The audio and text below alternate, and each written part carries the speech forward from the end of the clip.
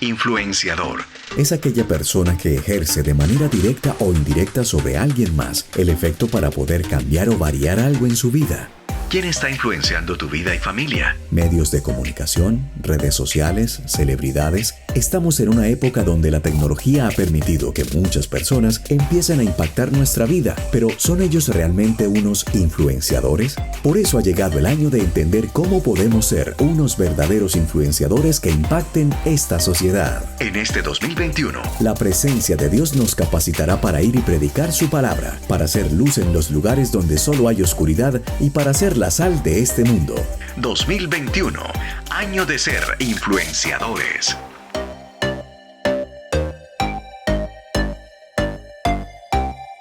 Y de verdad que es un honor para mí poder una vez más compartir la palabra del Señor. Y vamos a entrar directamente al Evangelio de Mateo, capítulo 7, versículo 24. Evangelio de Mateo, capítulo 7, versículo 24.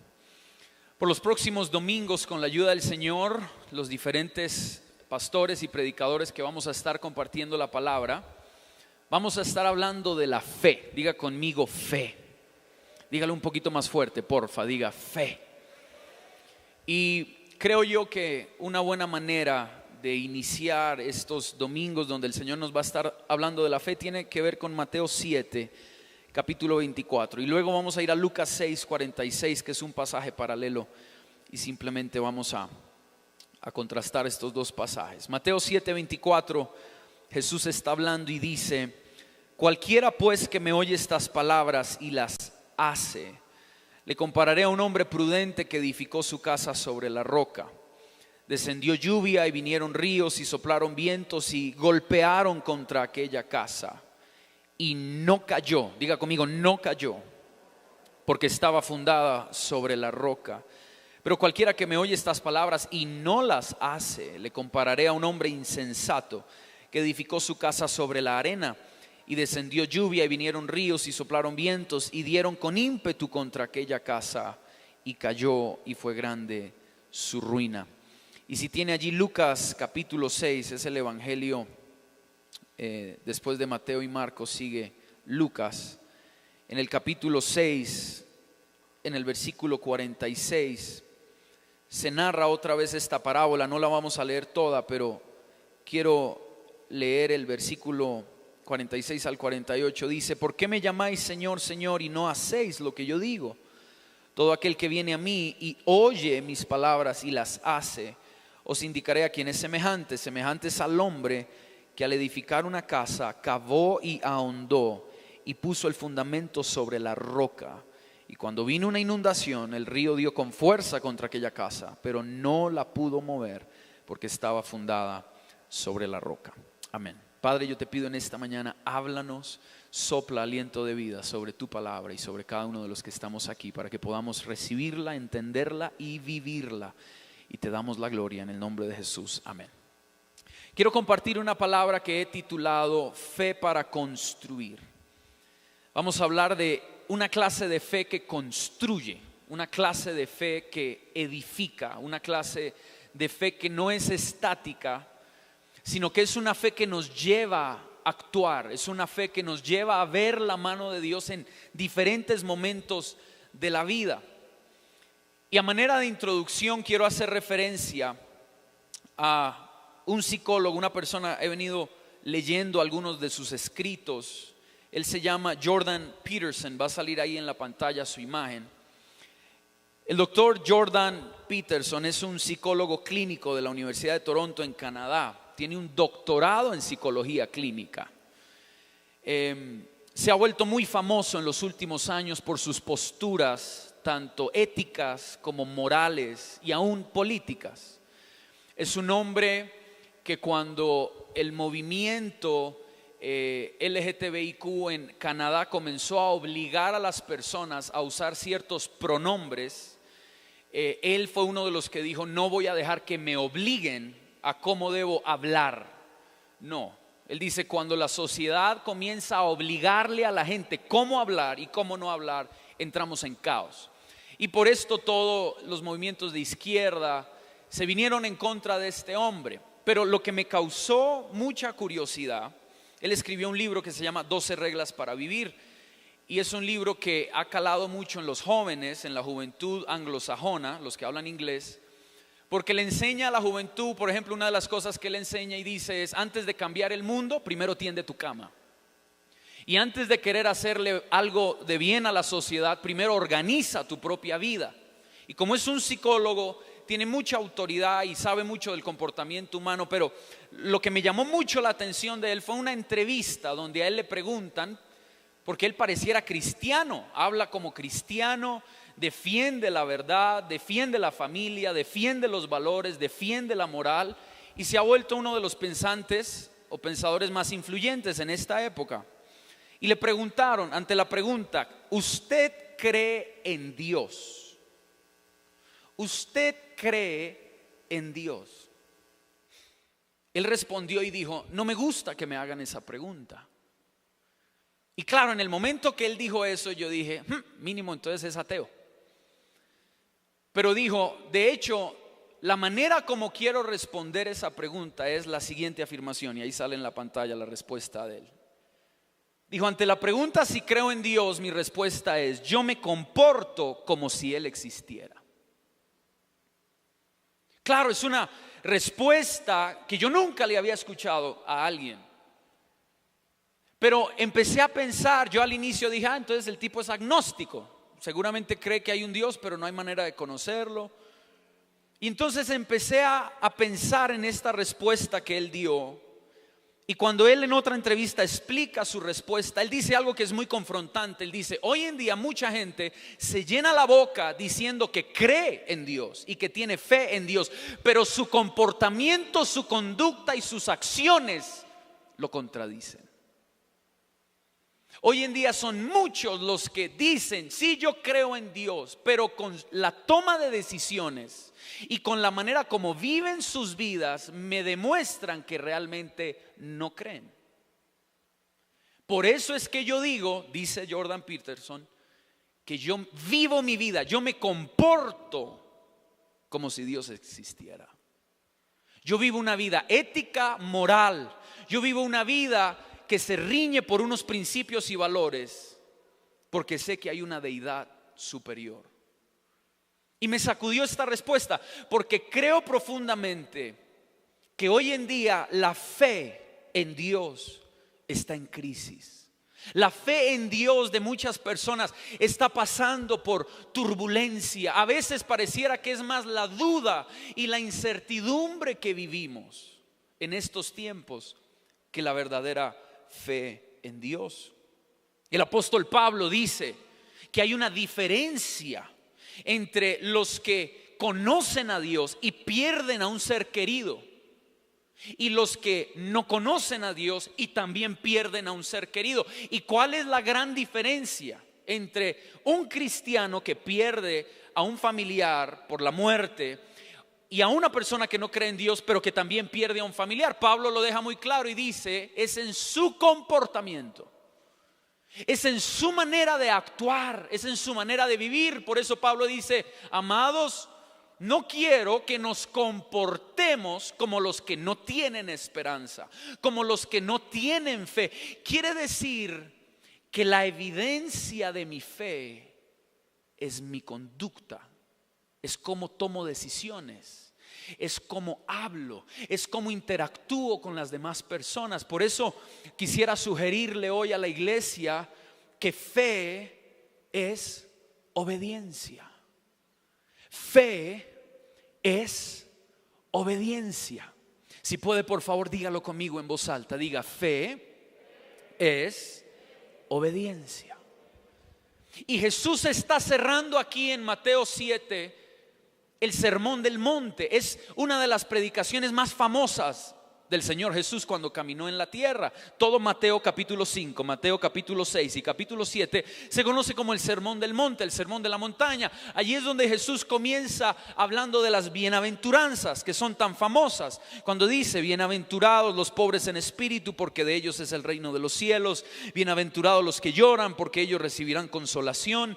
Bienaventurados los mansos, porque ellos recibirán la tierra por heredad. Y él continúa con las bienaventuranzas. Luego, empieza a decir que somos la sal de la tierra y la luz del mundo.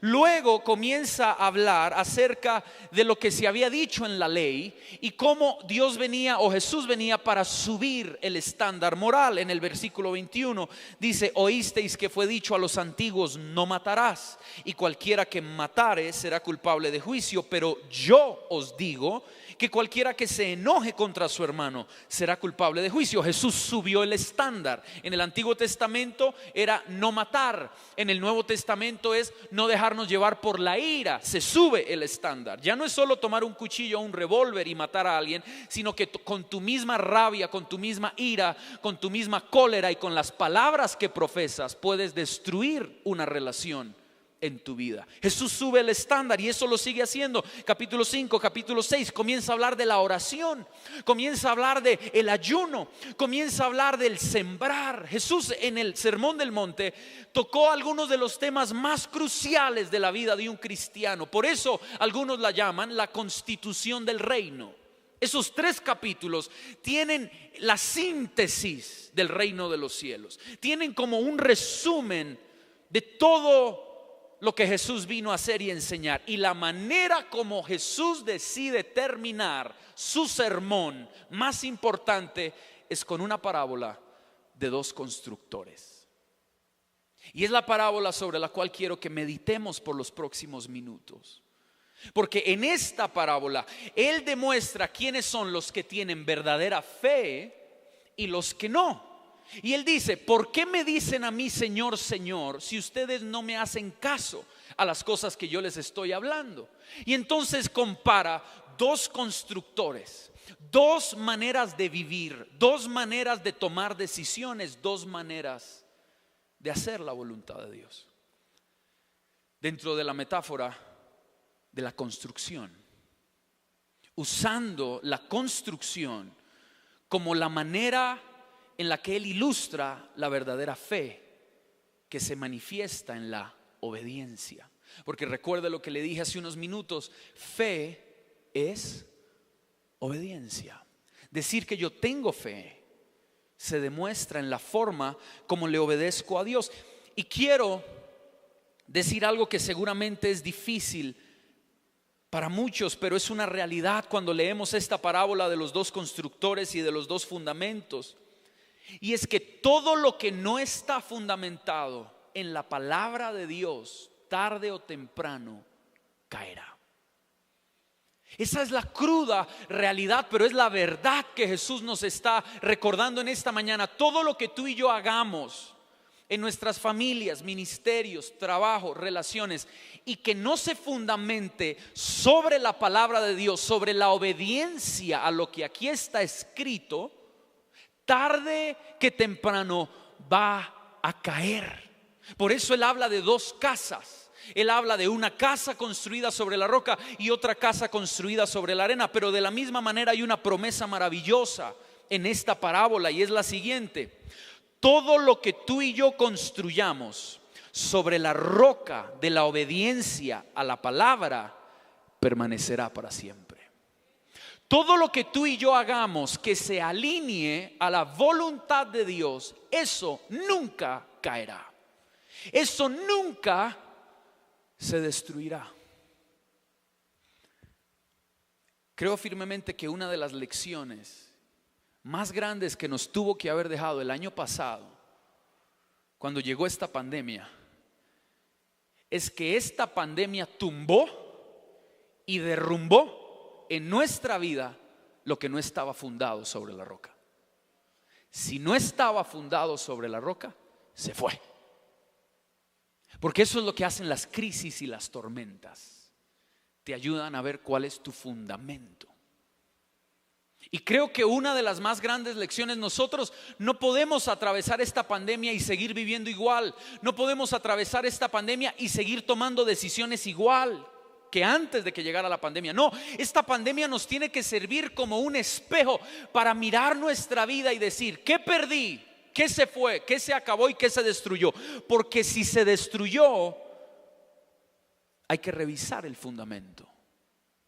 Si se destruyó, es porque no se construyó sobre la obediencia a la palabra, porque aquí me dice que la casa que se construye sobre la roca, esa nunca cae. Alguien diga amén, porfa. Diga, esa nunca cae. La casa o el ministerio o la empresa o la familia o el matrimonio, puedes reemplazar lo que tú quieras por casa. Lo que se construye sobre la roca. ¿Y qué es la roca? Jesús dice, ustedes me oyen pero no me hacen caso. Ustedes me escuchan pero no obedecen. Ustedes dicen creer en Dios pero sus acciones lo contradicen. Pero todo el que me escucha y me obedece, ese es como un constructor que edifica sobre la roca. Y cuando vengan las tormentas, las pandemias, las crisis, la deuda, la prueba, la enfermedad, la quiebra, el desempleo, cuando vengan las crisis, esa casa no cae. Esa es la promesa a la que tú y yo hoy podemos aferrarnos, que todo lo que hagamos en obediencia a Dios nunca caerá. Y ese es el secreto de la fe. La fe no es construir sobre la desobediencia, la fe es construir sobre obediencia.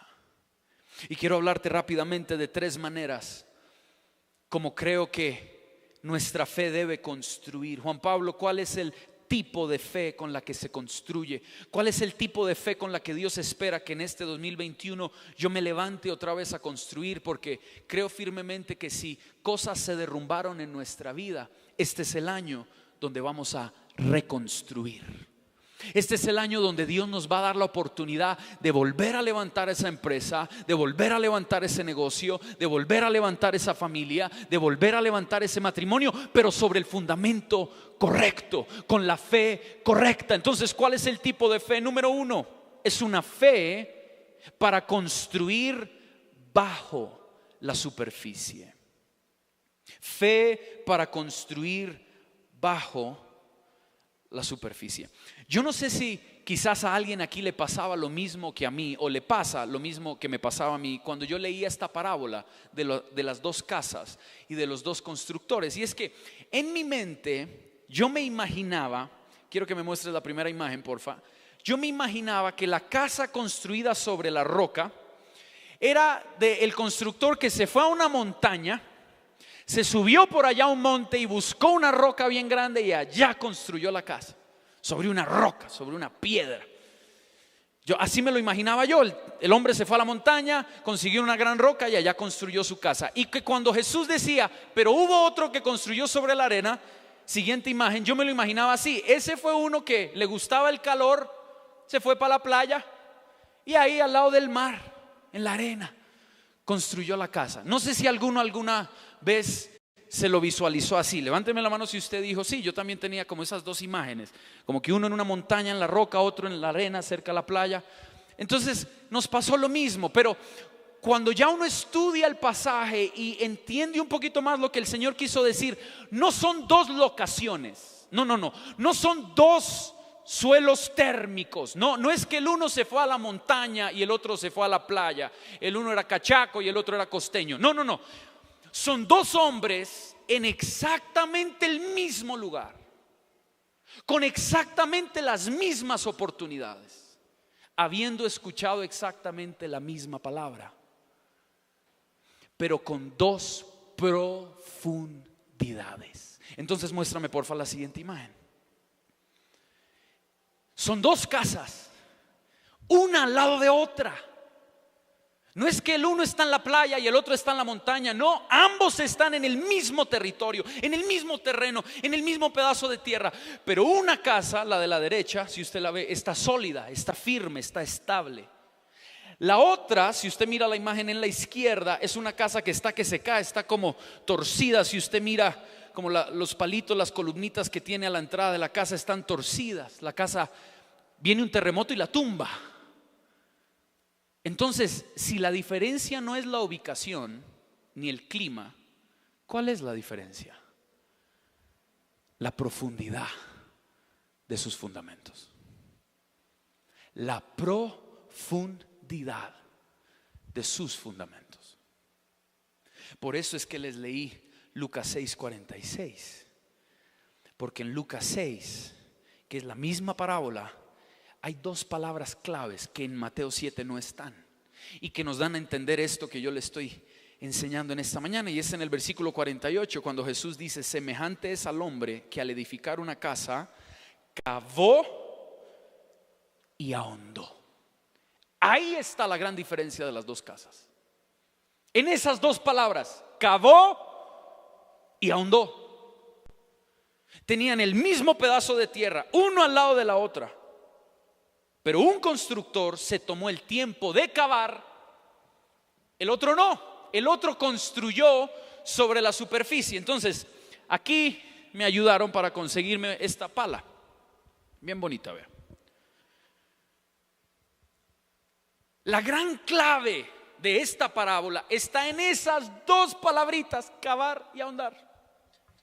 Ahí está la clave que marcó la gran diferencia entre una casa y la otra casa. Es lo mismo que marca una gran diferencia entre un cristiano con una fe verdadera y un cristiano con una fe falsa. ¿Cuál es la diferencia? ¿El tamaño de la fe? No, la profundidad. El uno tiene una fe profunda en la palabra, el otro tiene una fe superficial basada solo en emociones. El constructor prudente, el constructor sabio, dijo Jesús, tuvo que cavar y ahondar. Y los que quizás tienen noción de la construcción saben que cuando se va a edificar, por ejemplo, un edificio, un apartamento, las bases no se echan sobre el pasto, las bases no se echan sobre el suelo que nosotros logramos ver. No, se tiene que traer excavadoras para que vengan y remuevan tierra, quiten tierra, comiencen a cavar y a ahondar, y luego cuando se encuentra un suelo lo suficientemente fuerte y estable, ahí se echan los fundamentos. La gran diferencia entre los dos constructores es que el uno construyó rápido, dijo: ay, pongamos las bases ahí, sobre la superficie, sobre la arena, sobre la tierra. Sobre la tierra. El otro dijo: no, préstenme una pala. A esto toca cavar y sacar la tierra. Primero hay que remover antes de cimentar. Y yo quiero hoy decirle a alguien de parte del Señor: cada vez que Dios se determina a construir algo nuevo en tu vida, lo primero que Dios va a hacer es remover la tierra inestable. Remover la tierra inestable. Cada vez que Dios se decide a usar a un hombre y una mujer para construir algo grande, Dios no inicia levantando algo grande. No, Dios inicia cavando y removiendo. Cavar significa que tú remueves tierra, tú remueves maleza, tú remueves la arena y la tierra que es inestable y que es insegura. Y eso fue el año pasado para muchos de nosotros. Fue un año donde Dios empezó a quitar cosas que eran un fundamento incorrecto. Dios empezó a remover todo lo inestable en nuestra vida, todo lo que nos producía inestabilidad. Por eso es que con algunos de nosotros Dios no podía usar esa. Dios tenía que usar algo más así, ¿verdad? Tenemos tanto que cambiar en nuestro carácter. Como diría mi papá, aló, tenemos tanto que cambiar que con una palita así, con solo venir a culto una vez a la semana, pero sin leer Biblia y orar, no, así no se construye. Dios empieza a remover cosas, Dios empieza a remover pensamientos, paradigmas, hábitos, aún relaciones que te llevaban a ser inestable, que te llevaban a tomar decisiones incorrectas. Por eso Dios te alejó de personas el año pasado. Por eso el Señor empezó a hacer una obra en ti. ¿Qué estaba haciendo Dios? Construir bajo la superficie. Que no echara cimientos sobre lo que se ve, sino que tu fe esté anclado en algo mucho más profundo, lo que no se ve. Porque dice Pablo en Corintios que lo que se ve es temporal, pero lo que no se ve es eterno. No sé si alguien está entendiendo lo que Dios está hablando en esta mañana.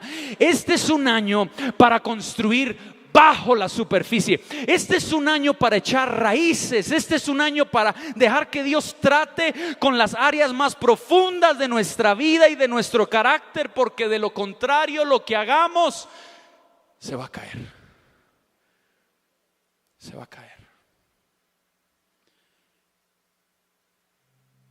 Y hay cosas que Dios ha tenido que remover en tu vida y en la mía, y no lo entendíamos quizás hasta hoy. Porque el proceso de cavar es doloroso.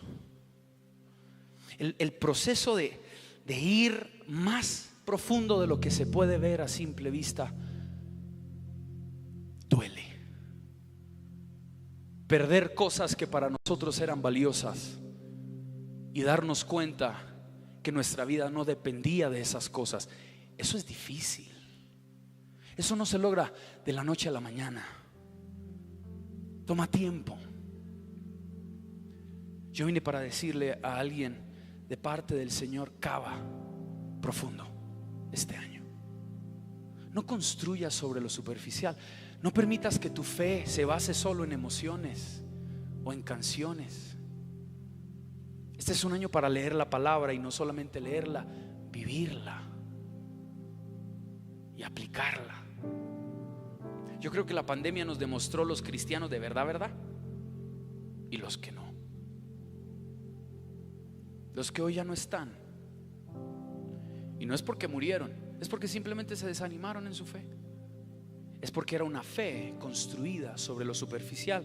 Era una fe construida sobre sentimientos y emociones. Por eso quiero que anotes rápidamente. Hay 4 cosas que yo encontré. Quizás tú puedes encontrar más, el Señor te las puede revelar. Hay 4 cosas que son superficiales, sobre las cuales nunca debemos construir, nunca debemos tomar decisiones. Número 1, emociones y sentimientos.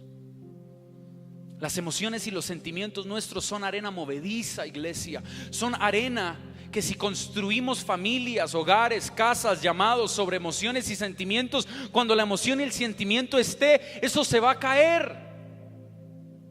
Eso ya no va a estar. Pero lo segundo, que es superficial, es el dinero y los bienes materiales. Eso es superficial. Si construyes el propósito que Dios tiene para ti sobre dinero, pensando en las cosas materiales que vas a acumular, eso tarde que temprano se pierde. Por eso el año pasado gente perdió empresas, perdieron locales, perdieron cosas, porque los bienes materiales son efímeros. Hoy están, mañana ya no. Esa no puede ser la roca sobre la cual se construye. Número 3, la sabiduría humana es superficial. Hay gente que ha tomado decisiones y se han equivocado porque esas decisiones no fueron consultadas con Dios. Esas decisiones fue por pura sabiduría humana. Lo que pensaba tu primo, lo que pensaba tu tío, lo que te recomendó tu hermano, y lo hiciste y fracasó. Porque la sabiduría humana es inestable. Hay gente que toma decisiones solo viendo lo que dicen los noticieros, leyendo lo que dicen los periódicos, escuchando al analista de yo no sé dónde, escuchando al erudito de yo no sé qué, y puedes tomar decisiones basado en eso, pero eso no es seguro. Eso no es lo suficientemente profundo como para aguantar. Y número 4, las apariencias humanas. Las apariencias son inestables.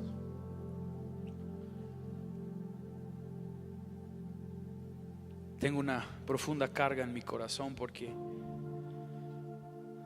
no sé si a todos les pase, pero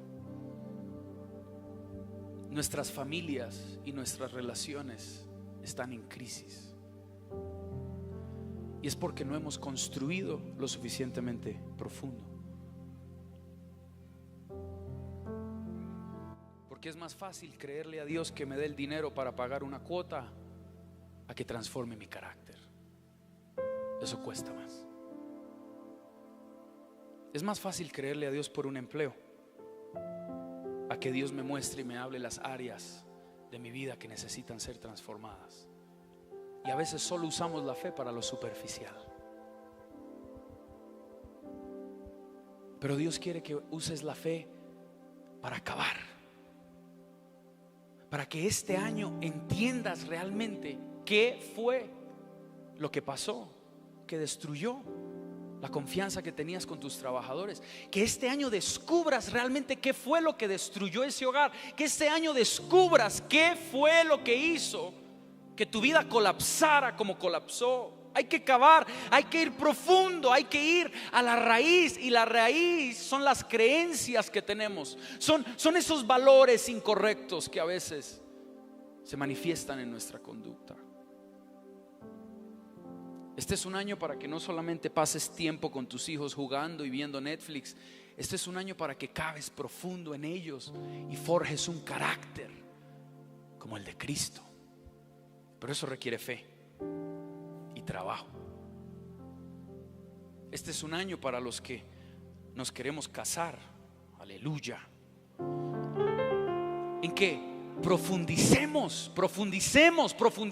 No dejemos de tener noviazgos superficiales donde simplemente nos ponemos máscaras y apariencias, y quitémonos la máscara y dejemos ver a la otra persona quiénes somos realmente por dentro, y viceversa, para saber si de verdad se puede construir un hogar o mejor no.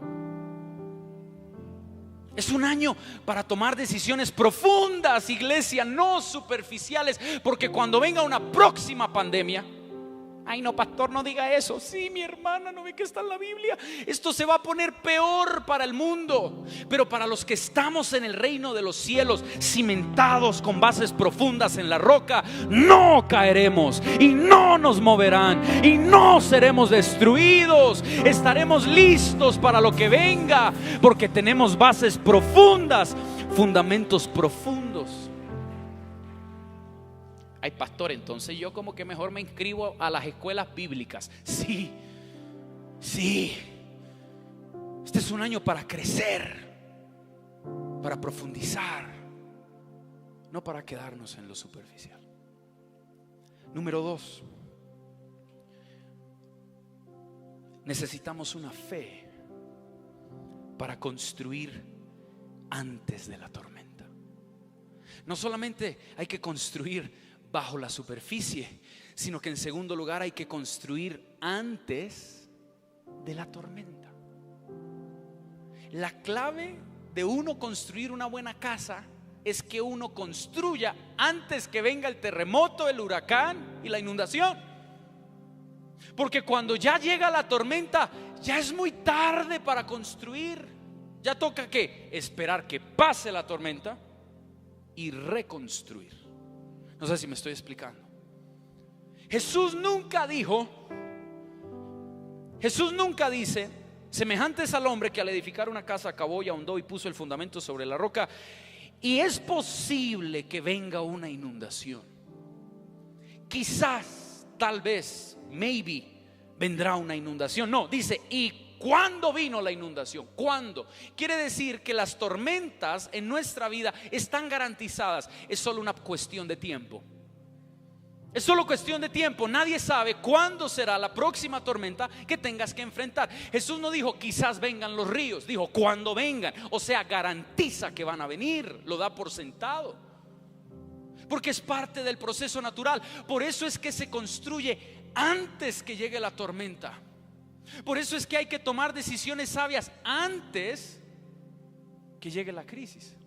A mí me impactó mucho el año pasado cuando empezó la pandemia. Empezamos a escuchar testimonios, hasta nosotros mismos lo vivimos, de provisión sobrenatural. Provisión sobrenatural, gente que no tenía que comer, no tenían cómo pagar ciertas cosas, y el Señor empezó a proveer, y el Señor lo hace, y es increíble. Pero yo escuché, pastor John, un testimonio de una parejita de supervisores que los escuchamos aquí abajo el primer día que nos volvimos a reunir presencialmente en grupo de cuidado. Eso fue como por allá en junio, como julio, fue por allá. Ya habían pasado como unos 3 meses de la pandemia y nos reunimos aquí con los supervisores. Y una pareja que dio un testimonio que me impactó. Y es que la esposa dijo, todos empezamos a dar testimonios de lo que Dios estaba haciendo, y ella dijo: yo quiero testificar y darle gracias a Dios por la sabiduría de mi esposo. Dijo, y casi que usó, yo no me acuerdo si usó esta palabra, pero permítanme, me extiendo un poquito de lo que ella dijo, exagero un poquito, pero lo que ella estaba diciendo era: yo quiero darle gracias a Dios por la terquedad de mi esposo. Y cuando explicó a qué se refería, era porque por muchos años ella le decía al esposo que no ahorraran tanto. ¿Se acuerdan? Ay, amor, gastemos un poquito más en esto, podemos darnos unos lujitos más. Y él decía: no, hay que ahorrar. Hay que ahorrar. Hay que ahorrar. Entonces, mientras todos, yo me incluyo ahí, mientras todos estábamos testificando en cómo Dios proveyó sobrenaturalmente y aparejó dinero para esto y lo otro, lo cual es válido, es real, y si lo has vivido hay que testificarlo. Pero esta mujer, su testimonio era un poquito diferente, porque ella decía: con todo lo que ahorramos hemos podido pagar la nómina, hemos podido sostenernos, hemos podido pagarle la universidad a nuestros hijos y todavía nos quedan ahorros. Entonces yo glorifico a Dios por eso. ¿Qué hicieron esta familia? Construir antes de la tormenta. En cambio, la mayoría nos llega el aguacero y no sabemos. Nos llega la crisis y no sabemos qué va a pasar. Y entonces, ¿qué entra? La ansiedad, la angustia, la depresión. Nos deprimimos, dejamos de ir a la iglesia, empezamos a tener ataques de pánico. ¿Y por qué nos pasa eso? Porque no fuimos lo suficientemente persistentes y perseverantes para construir antes de. ¿Qué toca esperar? Que Dios se apiade de nosotros y nos saque de la tormenta, y luego construir bien antes de que llegue la próxima tormenta. Y yo quiero decir lo siguiente, y quiero que lo recibas. La lluvia de la tormenta siempre revela la profundidad del fundamento. La lluvia de la tormenta siempre revelará la profundidad del fundamento. Como pastores te hemos predicado que cada vez que Dios permite crisis en tu vida es porque Dios tiene un propósito. ¿Cuántos lo creen? Y quizás uno de los propósitos que tienen las crisis y las pruebas en nuestra vida es demostrarnos qué clase de fe tenemos, qué clase de fundamento tenemos. Por eso yo soy un convencido que si las crisis y las pruebas te llevan a buscar más de Dios y te llevan a echar raíces más profundas en Dios, vas a pasar esa crisis. Porque uno de los propósitos de la lluvia es demostrar qué es lo que hay debajo. Uno de los propósitos de por qué Dios permite tormentas en nuestra vida es para que nosotros mismos veamos qué clase de fundamento tenemos. Las lluvias no te van a destruir. Las tormentas no van a acabar contigo, pero sí con lo que construiste mal, para enseñarte a construir mejor, para enseñarte que si nuestro fundamento no es la roca de Cristo y su palabra, todo se caerá. Pero si por el contrario nuestra roca y nuestro fundamento es lo que Dios nos ha dicho en la palabra, y si nos aferramos a las promesas y a la esperanza que tenemos en Dios, entonces todo lo que construyamos este año nunca caerá, nunca será destruido. Yo vine para darle aliento a un hombre, a una mujer, a un empresario, a un estudiante, y decirle: si revisas el fundamento y si comenzamos a construir bien este año, la próxima tormenta no te meterá en depresión, no te meterá en angustia, no estarás deprimido, angustiado, entristecido, enlutado como quizás has estado en los últimos días. La próxima tormenta que venga la enfrentarás firme y cimentado en Dios, y como dice Pablo en Efesios 6, habiendo acabado todo, estaremos firmes, estaremos firmes. Yo estoy viendo en esta mañana a unos sobrevivientes de la pandemia, y si pudiste sobrevivir es porque estás parado sobre la roca, es porque tu fe está anclada en algo mucho más grande que las emociones y que los sentimientos y que el dinero. Es porque dentro de ti hay algo más profundo. Por eso estás aquí. aquí, guerrero. Por eso estás aquí parado todavía. Porque hay un fundamento profundo. Poderoso Dios, eres tú. Por eso,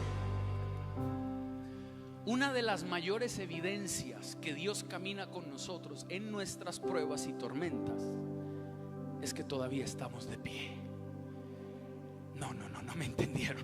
Una de las mayores evidencias que Dios camina con nosotros en nuestras crisis y tormentas y adversidades es que aunque ha sido muy doloroso, todavía estás de pie, todavía estás aquí, todavía estás parado y parada en la roca inamovible. Alguien tiene que entenderlo en esta mañana. Si la tormenta no te destruyó, es porque construiste bien, es porque tienes una fe profunda, es porque tú sabes en quién has creído. Anote esta frase que le quiero dejar, porfa. Tu obediencia a Dios antes de la tormenta te da descanso en medio de la tormenta. Lo voy a volver a repetir. Tu obediencia a Dios antes de la tormenta te da descanso en medio de la tormenta. ¿Qué quiero decir? ¿Qué es lo que quiero decir?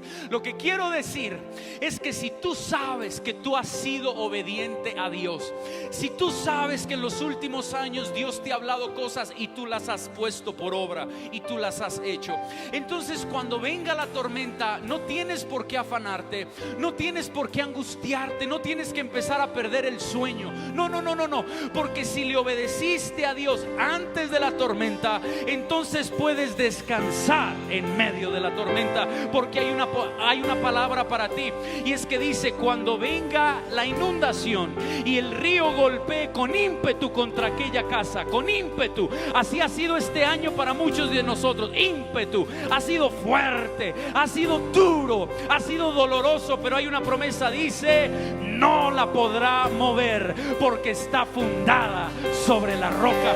Yo puedo alabar a Dios en mi prueba porque yo sé que la prueba no me va a matar. Yo puedo alabar a Dios en la tormenta porque yo le obedecí antes de la tormenta.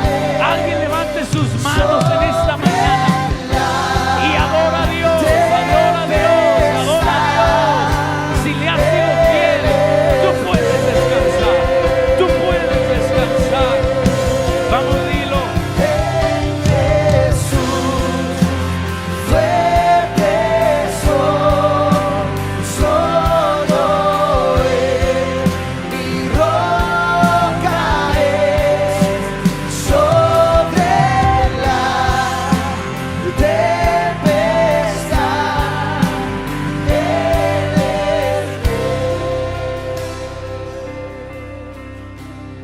Pastor, es que ya llevo 6 meses sin trabajo. La pregunta es: antes de que te quedaras sin trabajo, ¿le fuiste fiel a Dios en tu economía? Si la respuesta es sí, entonces descansa, porque la tormenta no te va a destruir. Si construiste bien antes, no tienes por qué preocuparte hoy.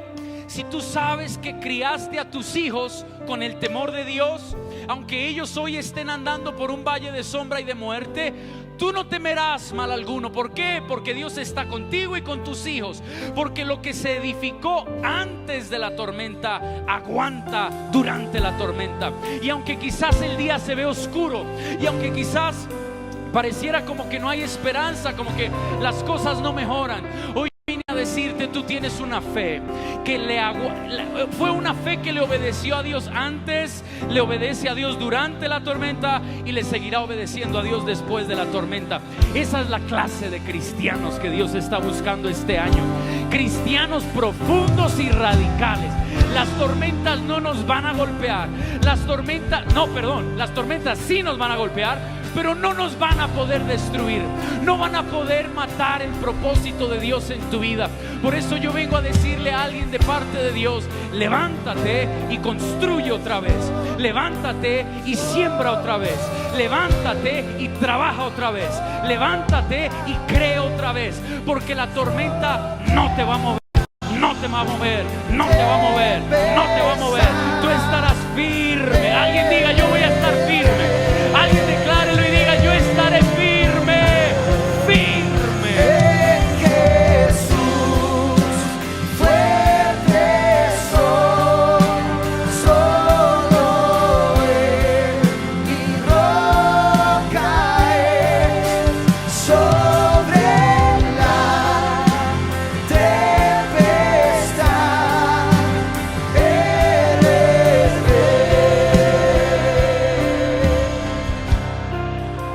Y número tres, y aquí terminamos. La clase de fe que Dios está buscando en nosotros este año es una fe para construir para la eternidad. Es una fe que construye para la eternidad. La promesa es: no caerá. La casa no caerá. Tu familia no caerá. Lo que se construye en obediencia a Dios no caerá. Y los que como yo hemos cometido muchos errores y hemos construido mal en algunas áreas de nuestra vida, si empezamos hoy a construir bien, si empezamos hoy a tener una fe profunda en Dios, entonces lo que de aquí en adelante hagamos para Dios no caerá. No caerá.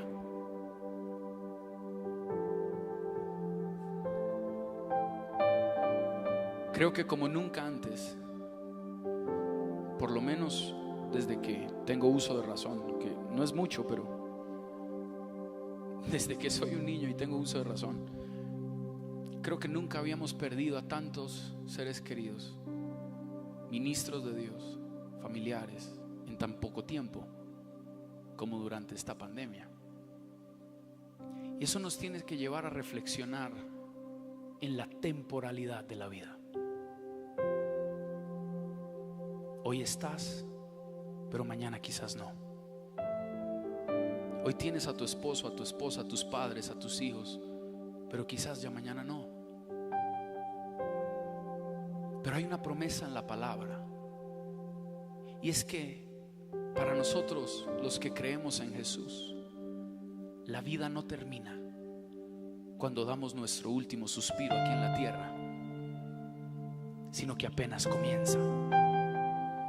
Porque las decisiones que tomamos en esta vida y en esta tierra impactan y afectan nuestra eternidad. Por eso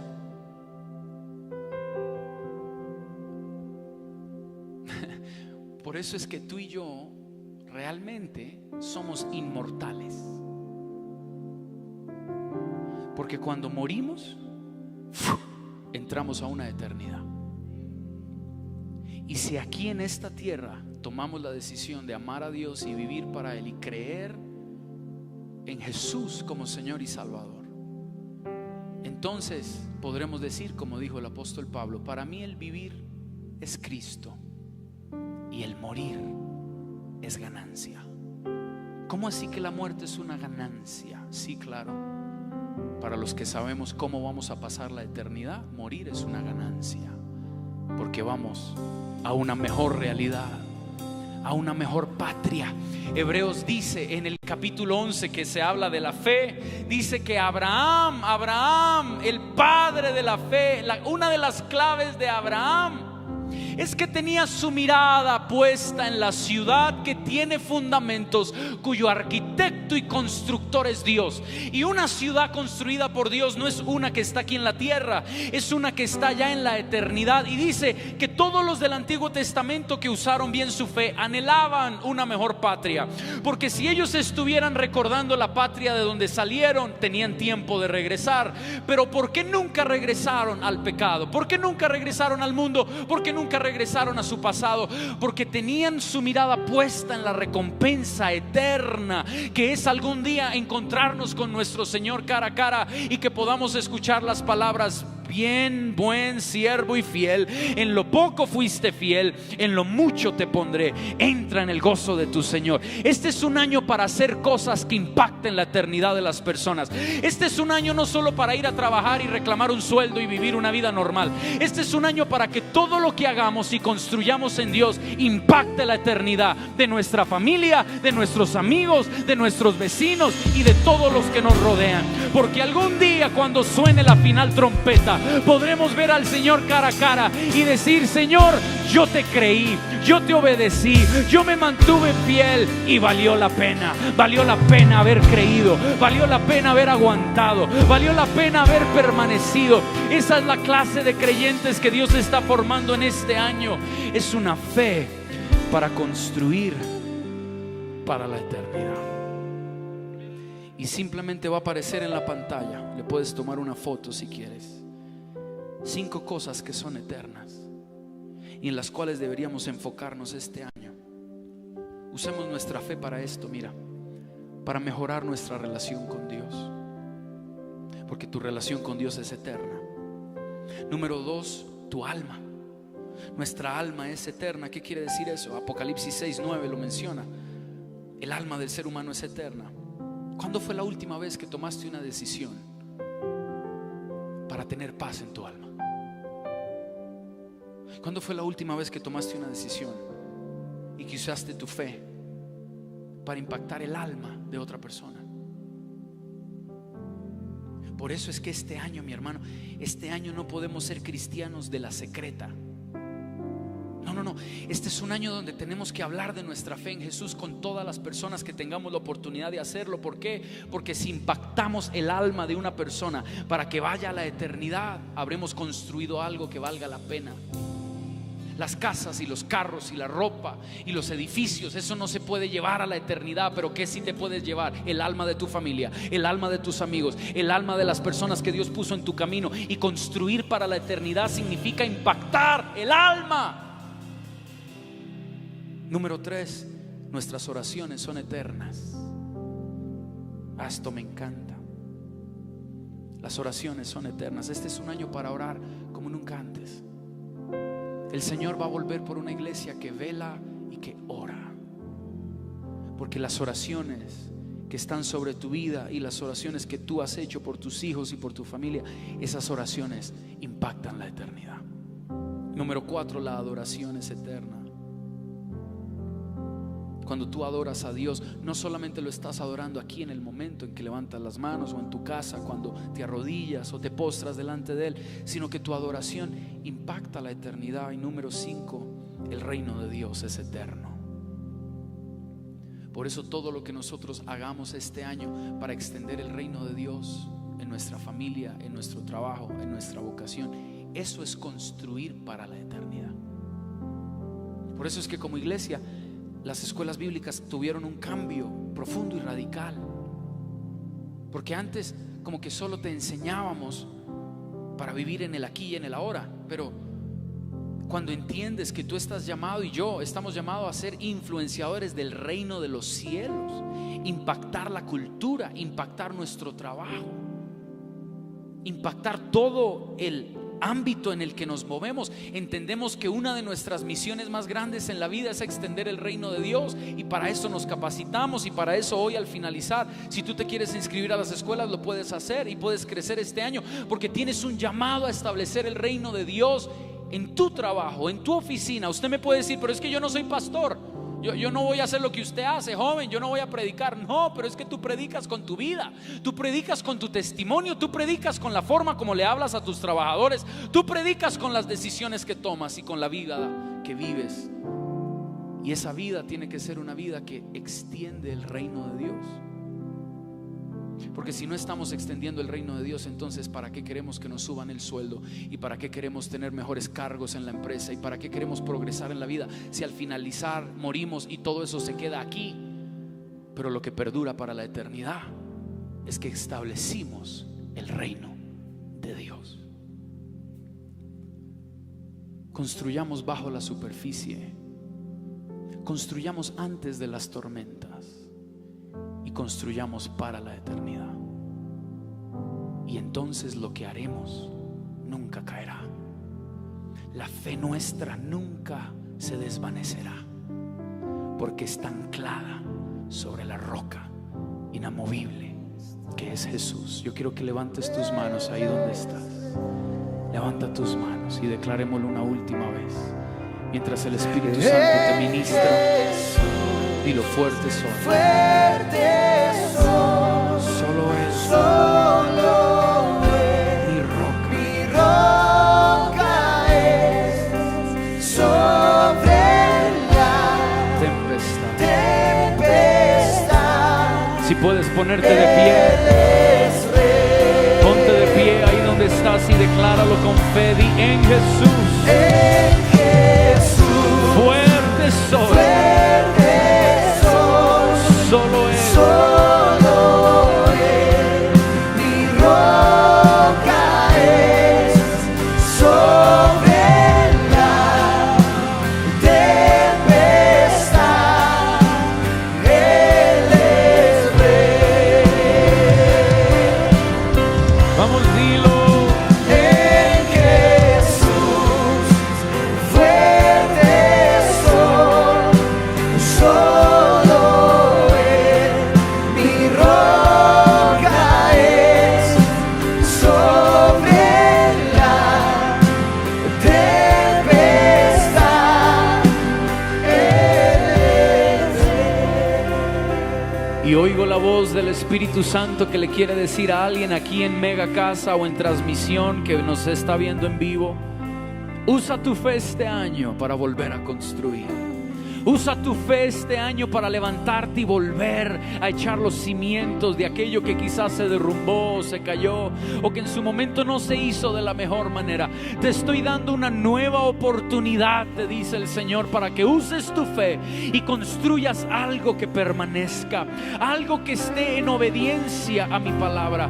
Ya no sigas huyendo de mí, ya no sigas escondiéndote de mis planes y de mis propósitos, ya no sigas creyendo que no es contigo, porque sí es contigo. Yo te he dado una fe que mueve montañas y te he dado una fe que sana enfermos, te he dado una fe para ver lo imposible y te he dado una fe para construir algo que permanezca. Vuélvete y restaura lo que se quebró, vuélvete y levanta lo que se cayó y se derrumbó, vuélvete y cree en mí para que veas lo que yo puedo hacer contigo otra vez, porque las mejores construcciones son aquellas que, aunque se arruinaron, se restauraron y se volvieron a levantar.